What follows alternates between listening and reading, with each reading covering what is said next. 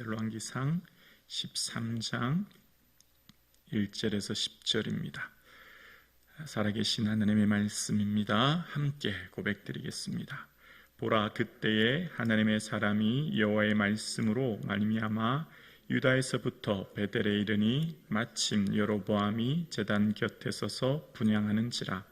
하나님의 사람이 제단을 향하여 여호와의 말씀으로 외쳐 이르되 제단아 제단아, 여호와께서 이와 같이 말씀하시기를 다윗의 집에 요시아라 이름하는 아들을 낳으리니 그가 내 위에 분향하는 산당 제사장을 내 위에서 제물로 바칠 것이요 또 사람의 뼈를 내 위에서 사르리라 하셨느니라 하고, 그날에 그가 징조를 들어 이르되 이는 여호와께서 말씀하신 징조라. 제단이 갈라지며 그 위에 있는 재가 쏟아지리라 하매, 여로보암 왕이 하나님의 사람이 베델에 있는 제단을 향하여 외쳐 말함을 들을 때에 제단에서 손을 펴며 그를 잡으라 하더라.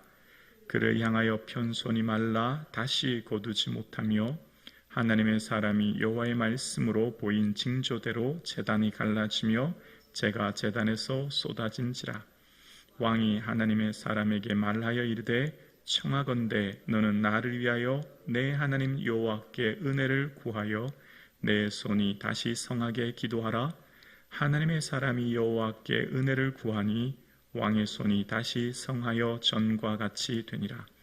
왕이 하나님의 사람에게 이르되 나와 함께 집에 가서 쉬라. 내가 내게 재물을 주리라. 하나님의 사람이 왕께 대답하되 왕께서 왕의 집 절반을 내게 준다 할지라도 나는 왕과 함께 들어가지도 아니하고 이곳에서는 떡도 먹지도 아니하고 물도 마시지 아니하리니 이는 곧 여호와의 말씀이 내게 명령하여 이르시기를 떡도 먹지 말며 물도 마시지 말고 왔던 길로 되돌아가지 말라 하셨음이니라 하고, 이에 다른 길로 가고 자기가 베델에 오던 길로 되돌아가지도 아니하니라. 아멘. 이 한 주간을 살게 하신 하나님의 은혜에 감사드립니다. 모든 것이 주의 은혜인 줄로 믿습니다. 아멘. 하나님의 말씀은 누구도 막을 수 없고 그 말씀은 반드시 이루어지는 줄로 믿습니다. 오늘 본문은 그 말씀을 저와 우리에게 말씀하고 계신 겁니다. 오늘 본문은 유다에서부터 베델로 하나님의 사람이 오게 됩니다. 그때에 여로보암 왕이 이제 자기가 세운 제단 곁에서 분향합니다. 그러니까 여로보암 왕이 베델과 단의 임의로 제단을 세웠지 않습니까? 그때 분향하는 순간 이제 2절에 보면 하나님의 사람이 이런 예언을 합니다. 하나님의 사람이 제단을 향하여 여호와의 말씀으로 외쳐 이르되, 하나님의 말씀이라는 거예요. 제단아 제단아, 여호와께서 이와 같이 말씀하시기를 다윗의 집에 요시아라 이름하는 아들을 낳으리니 그가 내 위에 분향하는 산당 제사장을 내 위에서 제물로 바칠 것이요 또 사람의 뼈를 내 위에서 사르리라 하셨느니라 하고 라고 하십니다. 지금 여로보암 왕이 제단에서 분향하는 것을 보고 하나님의 사람이 하나님의 말씀을 대언하는 겁니다. 제단을 향해서 외치는 겁니다. 지금 이 제단, 그러니까 요시아 왕이 제사 드리고 있는 그 제단은 이제 다음에 낳을 요시아라 하는 왕이 날게 될 것인데, 그 왕은 주후 300년 뒤에 일어나게 되거든요. 그 요시아랑 왕이 일어나게 되면 사람의 뼈를 이 위에 사르게 된다. 그러니까 이 제단을 인하여 하나님께서 말씀하시기를 무너뜨리고 사람의 뼈를 그곳에서 사름으로 인해서 이곳은 하나님 기뻐하지 않은 곳임을 징표로 보여주게 될 것이다 라고 하는 것을 지금 예언하고 있는 겁니다. 그리고 난 후에 지금 이 예언을 말씀하시고 그 다음 징조를 얘기하는데요. 자, 오늘 본문 2절이 그러면 어떻게 이루어졌는지, 하나님께서 하나님의 사람을 통하여서 예언했던 이 징표가 어떻게 이루어졌는지를 열왕기하 23장 15절과 16절에 나와 있는데요. 열왕기하 23장 15절부터 볼게요. 또한 이스라엘에게 범죄하게 한 느밧의 아들 여로보암이 베델에 세운 제단과 산당을 왕이 헐고 또 그 산당을 불사르고 빻아서 가루를 만들며 또 아세라 목상을 불살랐더라. 요시야가 몸을 돌이켜 산에 있는 무덤을 보내어 그 무덤에서 해골을 가져다가 제단 위에서 불살라 그 제단을 더럽게 하니라. 함께 읽어볼까요? 이 일을 하나님의 사람이 전하였더니 그가 전한 여호와의 말씀대로 되었더라. 아멘. 조금 전에 하나님의 사람은 그 예언을 하고 그 시대의 생의 삶을 마쳤겠죠. 여로보암도 아마 그 예언의 말씀을 듣고 그 삶을 끝냈을 겁니다. 그리고 수많은 시간이 흘렀습니다. 그 시간 300년이라는 오랜 시간이 흘렀고 그 많은 사람들은 하나님의 사람의 말씀을 다 기억하지 못했을 거예요. 그 말씀을 기억하는 사람들은 없었지만 하나님은 말씀하신 대로 반드시 이루시는 분인 줄로 믿습니다.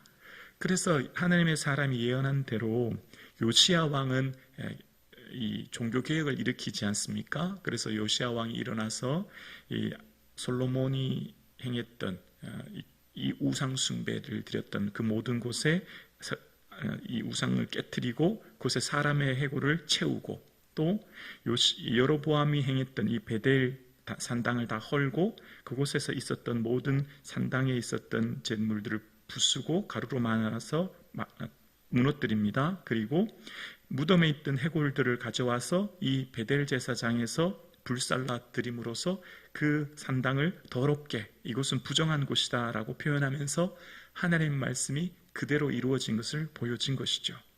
하나님 말씀은 우리는 죽고 사라질지 몰라도 하나님 말씀은 반드시 성취되는 줄로 믿습니다. 그래서 우리는 그 말씀 붙들고 오늘도 이전에 나온 것이죠. 무슨 일이 있어도 천지는 없어지려니와 하나님 말씀은 1.1획도 변함없이 진행되는 것을 본문은 말씀하고 있는 겁니다. 그러면서 이제 2절 말씀은 앞으로 이루어질 일들에 대한 말씀이었죠.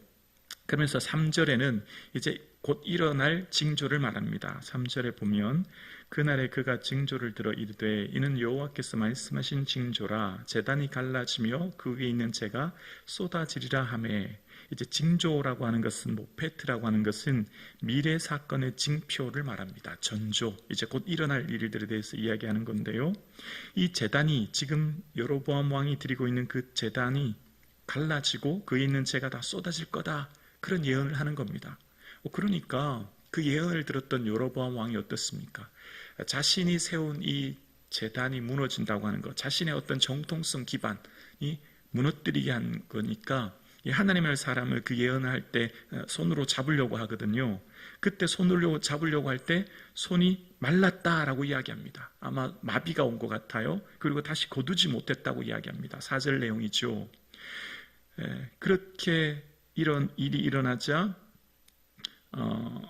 5절에 보면 하나님의 사람이 여호와의 말씀으로 보인 징조대로라고 하죠. 징조대로 제단이 갈라지며 재가 제단에서 쏟아진지라. 조금 전에 징조 말씀하신 그대로 지금 곧바로 일어난 겁니다. 손이 말라서 펴지 못하는 일이 일어났고 제단이 갈라져서 재가 쏟아지게 된 거죠.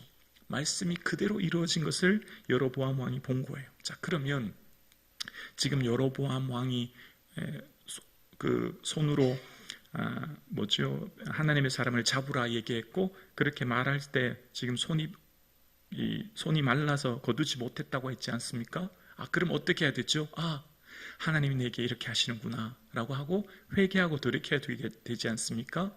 하나님의 사람을 보내서 여로보암 왕을 돌이키게 하기 위한 것임을 깨달아야 되고 그럼 즉시 어떻게 해야 되죠? 회개해야 될 텐데 여로보암 왕은 지금 당장 내 몸에 아픈 것이 더 큰 문제였어요. 그래서 하나님의 사람에게 이렇게 요구합니다. 6절에 보면 왕이 하나님의 사람에게 말하여 이르되 청하건대 너는 나를 위하여 내 하나님 여호와께 은혜를 구하여 내 손이 다시 성하게 기도하라. 하나님의 사람이 여호와께 은혜를 구하니 왕의 손이 다시 성하여 전과 같이 되니라. 자, 오늘 본문 6절을 보면 제가 다시 한번 읽어볼게요. 왕이 하나님의 사람에게 말하여 이르되 청하건대 너는 나를 위하여 내 하나님 여호와께 라고 얘기해요. 누구의 하나님이라고요? 너의 하나님, 너의 하나님. 하나님의 사람, 당신의 하나님께 기도해 달라는 거죠. 그러면 지금까지 여로보암 왕이 그 많은 제사, 베델과 단에서 그 많은 분양했던 것들 다 헛것이었다는 거예요. 사람 보이려고 했다는 거죠. 살아계신 나의 하나님께 좀 기도해 주십시오. 나의 하나님께 내가 지금 이런 일이 있으니 내 손이 말라 펴지 못하니 마비되었으니 내 하나님께 은혜를 좀 구해 주십시오. 이렇게 해야 되지 않습니까? 근데 누구의 하나님이라고요? 너의 하나님. 나의 하나님이 본 적이 한 번도 없는 거예요. 그러니까 여로보암 왕이 그동안에 드렸던 수많은 번제, 그 많은 제사들 사람 보이려고 하는 형식적이었다는 걸 알게 되지요. 지금 여로보암 왕이 손이 말라 펴지 못하며 거두지 못하는 걸 당하게 되면 하나님 정말 살아계시는구나. 내 일을 이렇게 징계하시고 진노하시는구나 라고 생각하고 하나님께 회개하고 그 자리에서 돌이켜야 될 텐데 그런 마음도 없고요. 너의 하나님이라고 얘기하는 거예요. 자, 그래서 어떻게 해요? 하나님께 은혜를 구했으니까 전과 같이 손이 낫게 되었어요. 그러면 또 어떻게 생각해야 돼요? 하나님 감사해요. 하나님 저 이렇게 고쳐주셔서 감사해야 될 텐데 이번에는 하나님께 대해 감사하지 못하고 또 그 하나님의 사람에게 감사해요. 7절입니다. 왕이 하나님의 사람에게 이르되 나와 함께 집에 가서 쉬라. 내가 내게 예물을 주리라. 누구에게 예물 드려야 돼요? 하나님께 예물 드려야 되죠. 이것을 누가 고쳐주셨는데 하나님이 고쳐주셨잖아요. 그러니까 여로보암은 계속 사람만 보는 거예요. 사람이 고쳤고 사람이 행했고 사람이 이루었다는 것. 그리고 여로보암이 지금 왕이 되어서 사람들이 예루살렘의 성전에서 예배드릴까 봐 내려가지 못하게 임의로 베델과 단에 제단을 쌓고 8월 15일을 정하고 레위 사람이 아닌 일반 사람으로 제사장을 세우고 다 누구 보라고? 사람 보라고 하는 거죠. 우리의 삶이 영이신 하나님 당장 내 눈에 보이지 않으니 우리는 자꾸만 사람 의식하고 사람 바라보고 실족하고 넘어지고 상처받고 아파할 때가 얼마나 많이 있는지 몰라요. 우리도 어쩌면 여로보암 왕과 같은 모습이 있을 때가 있지요. 오늘 함께 예배드리시는 우리 사랑하는 성도님, 하나님 바라보고 하나님 의지하며 나아갈 수 있기를 주의 이름으로 축원합니다. 모든 일은 하나님이 하시는 겁니다.